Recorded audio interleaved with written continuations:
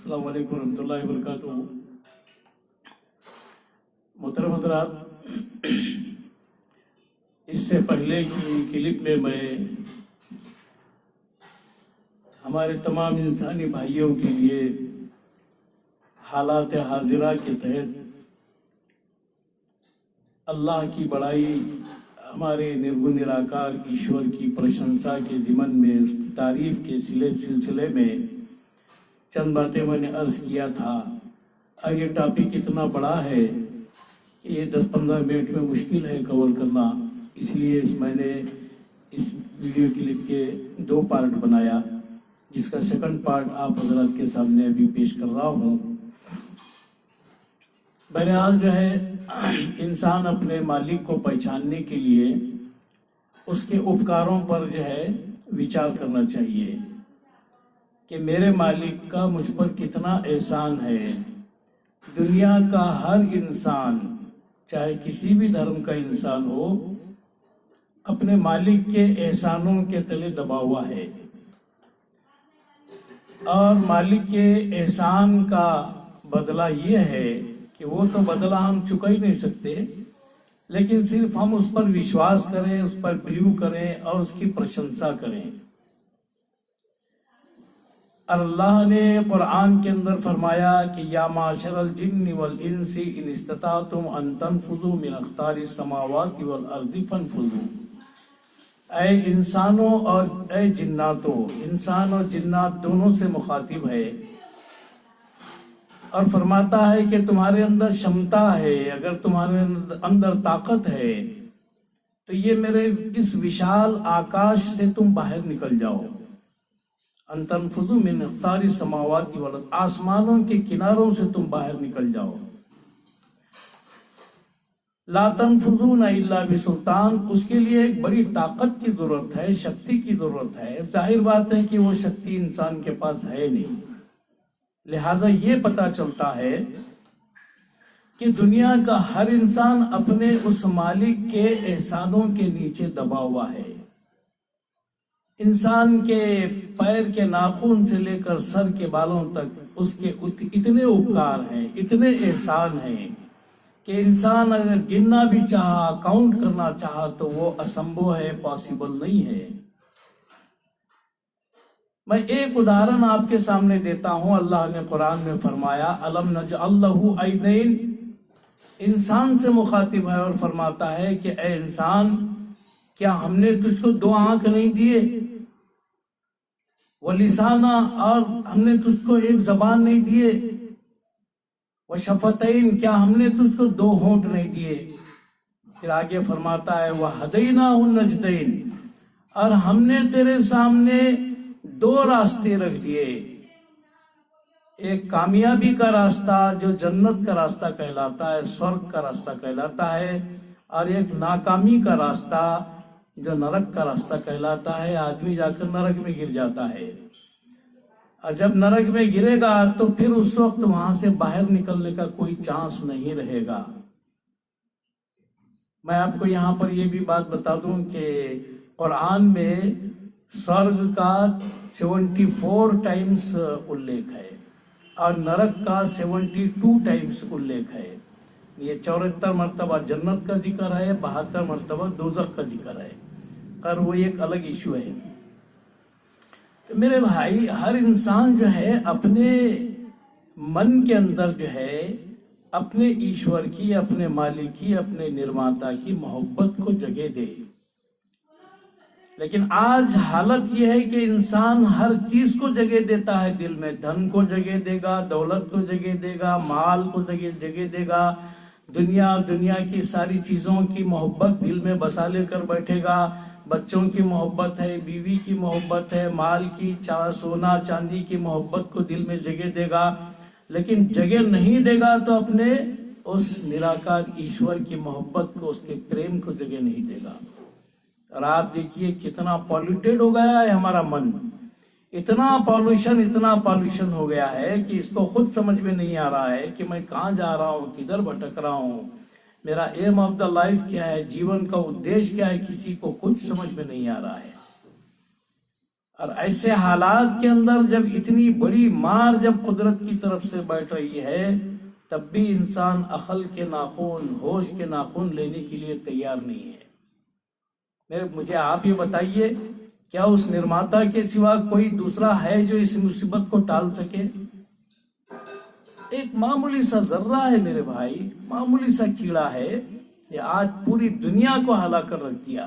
بڑے بڑے super power جنہیں اپنی طاقتوں پر گھمنڈ تھا، جو یہ سمجھتے تھے کہ ہم جب چاہے کسی کو بھی کچل کر رکھ دیں گے، ہمارا زور دنیا کے پوری دنیا پر ہمارا زور چلتا ہے، ہم چاہے تو انگلیوں پر دنیا کو نچائیں گے، لیکن ایسے لوگ بھی آج قدرت کی اس نرماتا کی طاقت کے سامنے گھٹنے ٹیک دیے۔ میرے بھائی یہ اتنا لمبا چوڑا ٹاپک ہے کہ میں ساری چیزوں کا کوریج تو اس چھوٹے سے ویڈیو کے اندر نہیں کر سکتا۔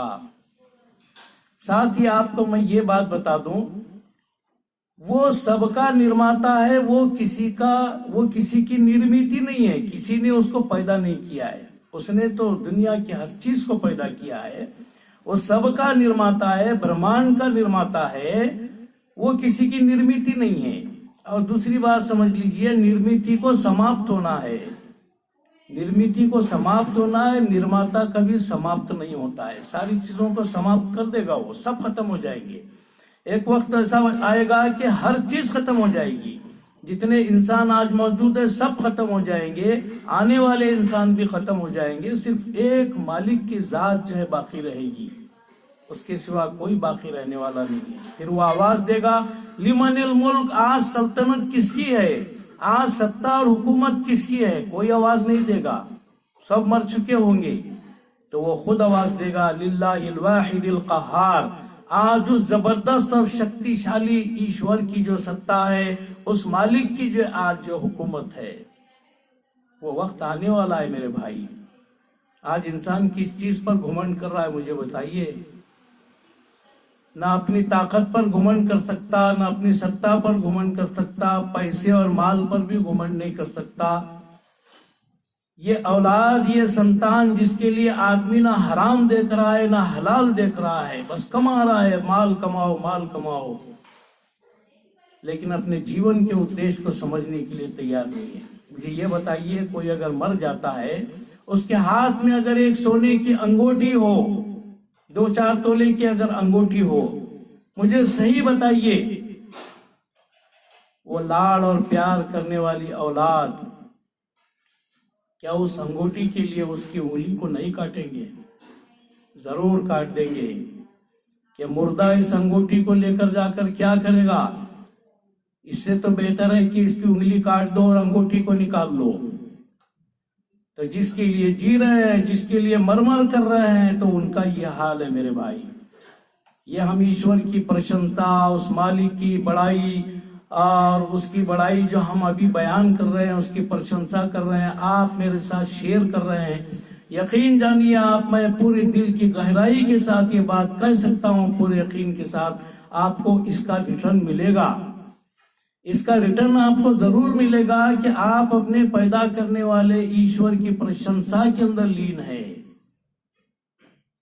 تو آپ کو اس کا ریٹرن ملے گا۔ باقی آپ کتنا بھی مال کمائیں گے، سمپتی کمائیں گے، تو اس کا کوئی ریٹرن آپ کو نہیں ملنے والا ہے۔ ایک گھڑی آپ اس مالک کی پرشنسا میں گزاریے، آپ کو اس کا پازیٹیو ریزلٹ ملے گا۔ میرے بھائیوں، یہ حال ہے۔ بہرحال جو ہے، قرآن کے اندر اللہ تعالیٰ نے سب سے زیادہ ڈومینیشن جس بات کی کیا ہے وہ یہ ہے کہ وہ اپنے ساتھ کسی کو شریک کو برداشت نہیں کرتا۔ He do not bear any type of partner with him۔